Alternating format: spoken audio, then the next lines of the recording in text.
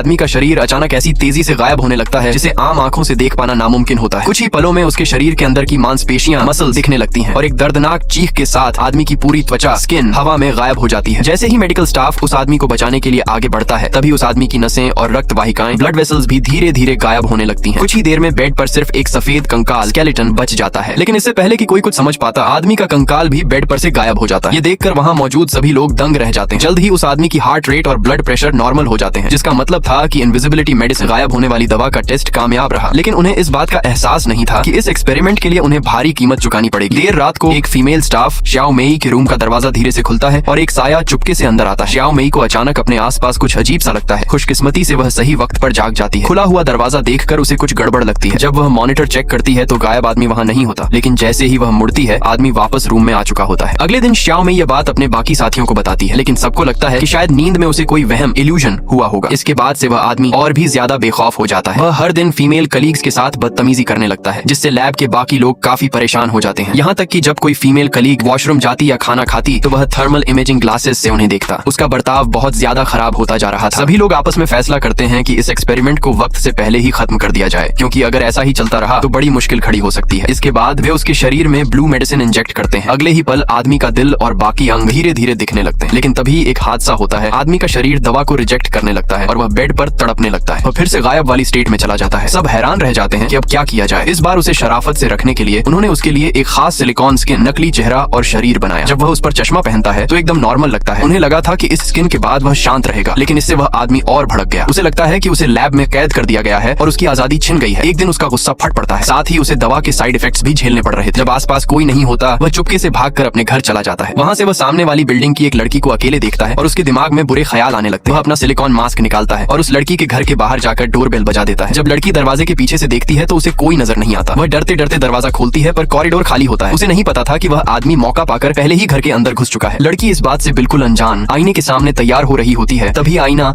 अजीब तरीके से हिलता है। अगले ही पल वह गायब आदमी उस पर हमला कर देता है और लड़की को संभलने का मौका भी नहीं मिलता। 1 मिनट में खेल खत्म करके वह वापस लैब में आ जाता है। जब बाकी लोग उसे बिना इजाजत बाहर जाने के लिए टोकते हैं तो वह उन्हें भाव नहीं देता और बोलता है कि वह बस बाहर चक्कर काटने गया था। इसके बाद वह और भी पागल हो जाता है और हर रात बाहर खुराफात करने निकल जाता, जबकि ड्यूटी पर मौजूद स्टाफ को इसकी भनक भी नहीं लगती। एक दिन एक फीमेल कलीग को कुछ अजीब लगता है। उसे समझ आता है कि मॉनिटर के साथ पहले ही छेड़छाड़ की जा चुकी है। जब बाकी साथियों को पिछले कुछ दिनों में हुई अजीब घटनाओं के बारे में पता चलता है तो सब समझ जाते हैं कि यह सब इसी आदमी की करतूत है। मामला अब हाथ से निकल चुका था। सब आपस में बात करके फैसला करते हैं कि इसकी रिपोर्ट बॉस को दी जाए और इस बदमाश को कानून के हवाले किया जाए। लेकिन उन्हें नहीं पता था कि वह गायब आदमी वहीं लैब में बैठकर उनका सारा प्लान सुन रहा है। वह आदमी उनसे पहले ही बॉस के घर पहुंच जाता है। बॉस फोन पर बात कर रहे होते हैं, तभी फोन की लाइन कट जाती है। जब बॉस बाहर देखने आते हैं तो उन्हें धुएं में एक जाना पहचाना साया दिखता है। अगले ही पल वह बॉस को स्विमिंग पूल में धक्का दे देता है और पानी के अंदर उनका गला दबाकर उन्हें मार डालता है। जल्द ही लैब के बाकी लोगों को भी इस बात का पता चल जाता है कि यह उसी का काम। वे लोग वहाँ से मदद लेने के लिए निकलने वाले होते हैं। तभी पता चलता है कि लैब का पासवर्ड बदल दिया गया है और फोन की लाइंस भी काट दी गई। अब सब वहाँ कैद हो चुके थे। तभी एक फीमेल कलीग वॉशरूम जाने के लिए जैसे ही दरवाजा खोलती है वह गायब आदमी अचानक उसके सामने आ जाता है और बिना कुछ बोले उस पर हमला कर देता है। जब तक बाकी लोग आवाज सुनकर वहाँ पहुँचते तब तक वह मर चुकी थी। अब सबको समझ आता है कि बहुत बड़ी मुसीबत आ गई है और वह आदमी उन सबको खत्म करना चाहता है। सब लोग जो हाथ में आए वह हथियार उठा लेते हैं और थर्मल ग्लासेस पहनकर उससे लड़ने के लिए तैयार हो जाते हैं। लेकिन गायब होने की वजह से वह आदमी उन सब पर भारी पड़ता है और एक एक करके उन्हें आसानी से ढेर करने लगता है। इस बीच एक फीमेल कलीग को वहाँ केचप, टोमेटो जूस जैसा लाल लिक्विड दिखता है। वह उस आदमी को अपने पास आने से रोकने के लिए पूरे फर्श पर वह लाल जूस फैला देती है, लेकिन इसका कोई फायदा नहीं होता और वह आदमी अचानक सामने आकर उसे भी गिरा देता है। कुछ ही देर में बाकी सब खत्म हो जाते हैं। सबसे मजबूत मेल कलीग को भी वह बुरी तरह जख्मी कर देता है। इसके बाद वह बचे हुए 2 लोगों को एक बर्फ वाले फ्रीजर रेफ्रिजरेटर में बंद करके तापमान बहुत कम कर देता है। लेकिन वह लड़की हार नहीं मानती। वह फ्रीजर के अंदर की एक वायर निकालती है और उसे हैंडल पर लपेटकर एक मजबूत इलेक्ट्रोमैग्नेट चुंबक बना लेती है। अगले ही पल वह उस चुंबकीय ताकत से फ्रीजर का लोहे का दरवाजा खोलने में कामयाब हो जाती है। दूसरी तरफ वह आदमी पूरी लैब में आग लगाने की तैयारी कर रहा होता है ताकि सब कुछ जलकर राख हो जाए। जैसे ही वह वहाँ से निकलने लगता है वह लड़की हाथ में फायर एक्सटिंग्विशर लेकर आती है और बिना सोचे समझे उस पर आग गैस बरसा देती है। आग लगने से उस आदमी का नकली रूप पूरी तरह जलकर राख हो जाता है। लड़की तुरंत लैब का पानी वाला फायर स्प्रिंकलर सिस्टम चालू कर देती है, जिससे चारों तरफ पानी बरसने लगता है। पानी पड़ने की वजह से उस आदमी का गायब होने का असर कम हो जाता है और उसकी बॉडी की आउटलाइन दिखने लगती है। हालांकि लड़की अकेले उसका मुकाबला नहीं कर पाती। तभी उसका मेल कलीग सही वक्त पर आकर उस आदमी को डंडे से मारकर गिरा देता है। दोनों तेजी से ऊपर जाने वाली सीढ़ी लैडर पर चढ़ने लगते हैं, क्योंकि लैब में धमाके ब्लास्ट शुरू हो चुके थे और आग तेजी से ऊपर आ रही थी। अगर वे जल्दी नहीं निकलते तो वहीं जलकर मर जाते। लेकिन तभी वह आदमी नीचे से लड़की का पैर पकड़कर उसे नीचे खींच लेता है। खुशकिस्मती से लड़की सही वक्त पर एलिवेटर की केबल तार पकड़ लेती है और ऊपर लटक जाती है, जबकि वह बदमाश आदमी सीधा नीचे भड़कती हुई आग के शोलों में गिर जाता है और वहीं जलकर पूरी तरह राख हो जाता है।